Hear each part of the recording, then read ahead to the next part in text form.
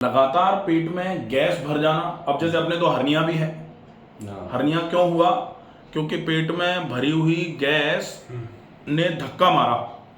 धक्का मारा तो ऊपर की तरफ मारा, सामने की तरफ भी जोर पड़ा, नीचे की तरफ भी जोर पड़ा।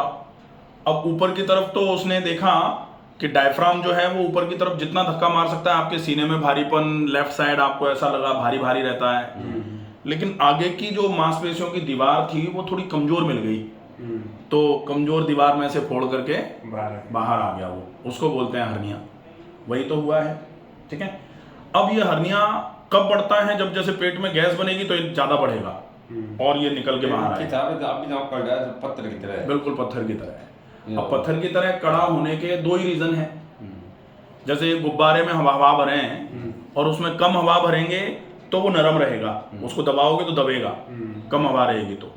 लेकिन उसको बिल्कुल हवा ठूंस के भर दो उसमें तो फिर क्या होगा कि बिल्कुल कड़ा हो जाएगा। अब उसमें है नहीं मटेरियल, कुछ भी नहीं है, हवा ही तो है, लेकिन हवा ने उसको कड़ा कर रखा है।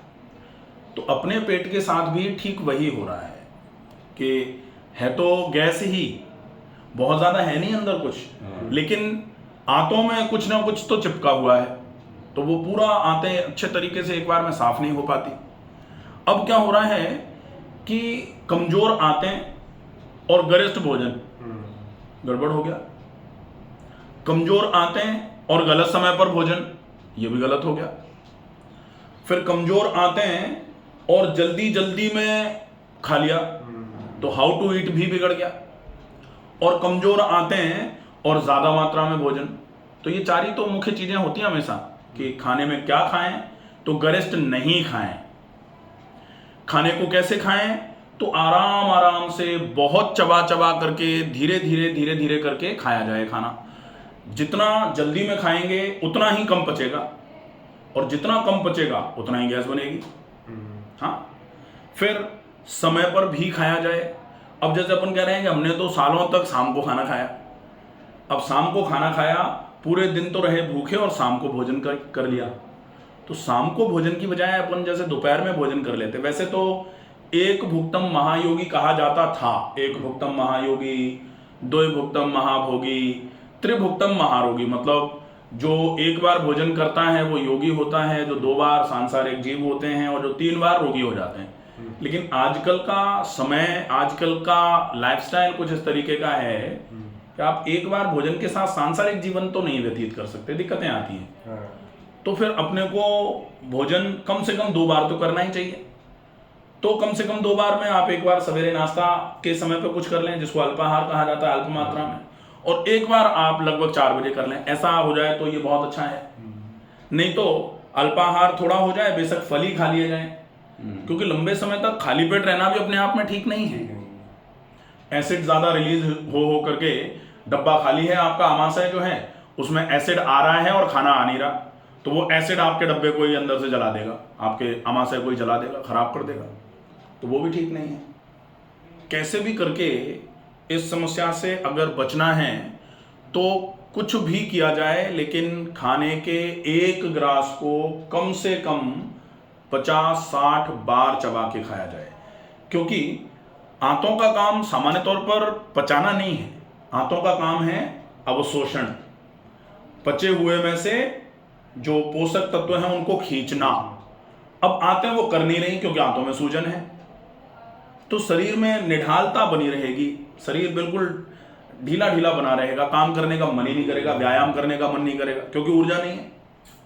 और क्यों नहीं है? क्योंकि आंतों ने खींचा नहीं। क्यों नहीं खींचा? क्योंकि पचा नहीं। पचाना किसका काम था? पाचक रसों के साथ मिलाना किसका काम था? आमाशय का। अब वो आमाशय में क्यों नहीं पचा? क्योंकि आमाशय में उस रूप में नहीं पहुंचाया हमने जिस रूप में आमाशय में खाना हमको पहुंचाना चाहिए था। तो फिर से वही बात आ जाती है कि गलती कहाँ है? गलती केवल इंजेक्शन में है, खाने में। तो खाना सही तरीके से खाना। दूसरा, बहुत ज्यादा ये ध्यान रखा जाए कि आजकल वैसे भी चलन चल रहा है, और मैं जल्दी ही उस चीज को बहुत क्लियर तरीके से प्लान करेंगे अपन, कि अगर रोगों से दूर रहना है तो व्यायाम सबसे ज्यादा आवश्यक चीज है। अगर व्यायाम के बिना चाह रहे हैं हम कि रोग ठीक हो जाए, संभव नहीं है, व्यायाम तो करना ही पड़ेगा। अब रोग कोई सा भी हो, जैसे जनरली लोग कहते हैं अच्छा व्यायाम तो वजन कम करने के लिए करना पड़ता है, डायबिटीज में काहे का व्यायाम? तो डायबिटीज तो सबसे पहले नियम, डायबिटीज होने के कारणों में सबसे पहले आता है लैक ऑफ एक्टिविटीज की वजह से हो रही है, लैक ऑफ फिजिकल एक्टिविटी, आप शारीरिक श्रम नहीं कर रहे हैं, इस वजह से डायबिटीज हो रही है, तो व्यायाम आवश्यक हो गया। थायराइड में व्यायाम आवश्यक हो गया, कोलेस्ट्रॉल बढ़ रहा है तो व्यायाम आवश्यक हो गया, लिवर में प्रॉब्लम आ रही है तो व्यायाम आवश्यक है। लिवर में जब लिवर सिरोसिस हो जाती है तो ILBS तक के डॉक्टर कहते हैं कि ज़्यादा से ज़्यादा व्यायाम करो, और व्यायाम में भी अच्छे तरीके से जो आपके व्यायाम में जो आप कर पाओ, टहलना कर लो, कुछ आसन कर लो। अब आसन क्या है, पेट फूला हुआ है, पेट फूले हुए के हिसाब से आसन बड़े हिसाब से होंगे, कौन सा आसन करना है कौन सा नहीं करना है ये विशेष ध्यान रखने की बात होगी। तो अगर इसको ध्यान में रख के आसन कर सकते हैं तो आसन कर लिया जाए। फिर प्राणायाम है, प्राणायाम शरीर में खून की चाल बढ़ाने का काम करता है, तो अच्छे तरीके से प्राणायाम में, प्राणायाम मतलब डीप ब्रीदिंग, लंबी गहरी सांस भरना, भरी गई सांस को छोड़ना, ये दो काम हो जाएंगे इजी से हैं, चबाना और प्राणायाम। थोड़ा ये ध्यान रख लिया जाए कि थोड़ा जो नियम है, आवश्यक नियम जो पूरे दिन के हैं, उन पूरे दिन के नियमों का फॉलो किया जाए। अब यहाँ जो आंतों में सूजन है, पेट में गैस बन रही है, उसके लिए जो उपचार चालू हैं, वो उपचार आपके आंतों की सूजन को तो कम करने का काम कर रहे हैं, लेकिन आमाशय में खाना सही तरीके से पहुंचाना तो हमारे ही काम होगा ना, वो तो हमको ही चबा के खाना। तो चबा चबा खा रहे हैं आप, 5 दिन हो गए बहुत दफा भाई, चलो बहुत जल्दी खा रहे हैं। हाँ, अब वो जितना जो चबा के खा रहे हैं, पहला काम अपन ने करना चालू कर दिया।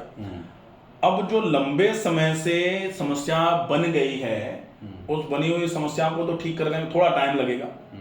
जो नियम है उन नियमों का पालन स्ट्रिक्टली करिए, और ऐसा नहीं कि थोड़ा आराम हो जाए तो अपन भूल जाएं, थोड़े समय तक करना ही पड़ेगा।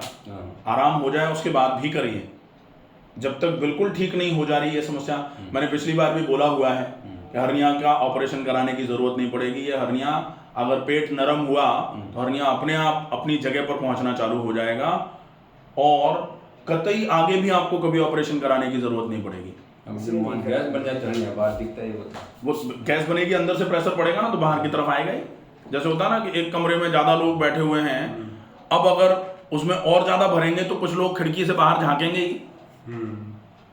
तो अगर पहले से ही गैस बनी हुई है और थोड़ी और बनेगी तो निकल के आते बाहर की तरफ आएंगी, ज्यादा और ज्यादा वो भारी होना चालू हो जाएगी, जो बल्ज है जो निकला हुआ हिस्सा है। अब इसमें आंतों को खाली करना जरूरी तो है, तो आंतों को खाली करने का तो अपन चला रहे हैं। आंतें खाली हो जाएं, उसके बाद आंतों में वो डाला जाए, आंतों तक वो पहुंचे जो आराम से एब्जॉर्ब हो जाए, और उसको सही तरीके से आमाशय में पहुंचाया जाए, क्योंकि आमाशय से आंत में पहुंचती हैं चीजें, डायरेक्ट आंत में तो पहुंच नहीं रही। अब आमाशय में काम होगा, पाचक रसों के साथ मिल जाए खाना अच्छे तरीके से, उसके बाद थोड़ा थोड़ा करके आमाशय से नीचे उतरे। इसलिए यह भी आवश्यक है कि खाने के साथ में आप थोड़ा 1 आध 2 5 घूंट पानी पी सकते हैं, लेकिन खाने के तुरंत पहले अगर आपने पानी पी दिया ना तो बेकार हो गया सारा। खाना खाने के तुरंत बाद अगर आपने एक साथ पानी पी दिया ना तो वो तो जहर के ही बराबर होता है, तो नहीं करना चाहिए, क्योंकि इसी गैस्ट्रिक एम्पटीम पे काम करेगा ये। गैस्ट्रिक एम्पटीम जो है ना बिगड़ जाती है सारी। तो फिर जो भी हमने अच्छे तरीके से चबा के खाया है वो लुगदी बन करके अच्छे तरीके से, और फिर धीरे धीरे करके आंत में उतरे। फिर आंत में जाने के बाद अच्छे तरीके से वो पैनक्रियास से एंजाइम्स आ रहे हैं, लिवर से बाइल आ रहा है, अच्छे तरीके से पचाने का काम होगा उस खाने का सही तरीके से, और लुगदी बनेगी, एक पेस्ट टाइप का बनेगा लिक्विड, और फिर उसमें से आंतें बाहर की तरफ भेजना चालू कर देंगे, एब्जॉर्प्शन चालू हो जाएगा, खून की नलियों में खाना पहुंचना चालू हो जाएगा। तभी होगा जब ये पूरा प्रोसेस पूरा होगा, नहीं तो नहीं होगा। ठीक है, तो आमाशय में खाना अच्छे तरीके से पहुंचाना हमारी जिम्मेदारी है। उसके बाद फिर शरीर अपने आप करेगा सारा, और हम अपनी जिम्मेदारी को नहीं निभा पा रहे ढंग से, वही निभाना है। ठीक है।